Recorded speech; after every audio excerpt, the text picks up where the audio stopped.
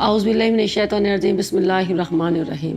अस्सलाम वालेकुम वरहमतुल्लाहि वबरकातुहू। मेरा आज का अमल, मेरा आज का वजीफ़ा उन हज़रात के लिए है जो तालीम याफ्ता होने के बावजूद जॉब से महरूम हैं, कारोबार से महरूम हैं, रिज़्क़ की बहुत ज़्यादा तंगी है। तो नमाज़ों की पाबंदी का ख्याल रखते हुए आपने ये अमल करना है।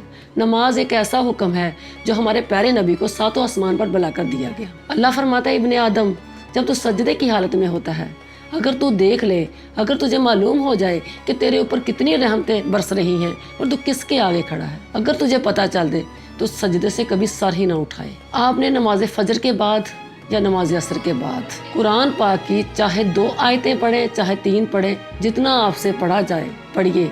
पढ़ने के बाद आपने घर से निकलना है और कब्रिस्तान चले जाना है। कब्रिस्तान जाकर आपने कुछ चावल और दाल ले लेनी है। कुछ दाल और चावल लेकर आपने 3 मरतबा दुरूद इब्राहिम पढ़ना है और 3 मरतबा कलमा तमजीद और 3 मरतबा 4 कुल पढ़ने हैं। 3 मरतबा दुरूद इब्राहिम और 3 मरतबा कलमा तमजीद, 3 मरतबा 4 कुल पढ़ने हैं। पढ़ने के बाद तमाम कब्रिस्तान वालों को बख्श दीजिए।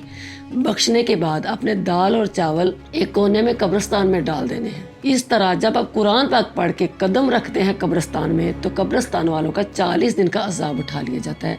जब उनका इतनी कब्रिस्तान में इतनी तादाद है, उसमें बहुत सारे नेक लोग ऐसे लोग हैं जिनकी अल्लाह ताला दुआ रद्द नहीं करता। जब आप कुरान पाक पढ़ के कब्रिस्तान में कदम रखेंगे तो उनका 40 दिन का अजाब उठा लिया जाएगा।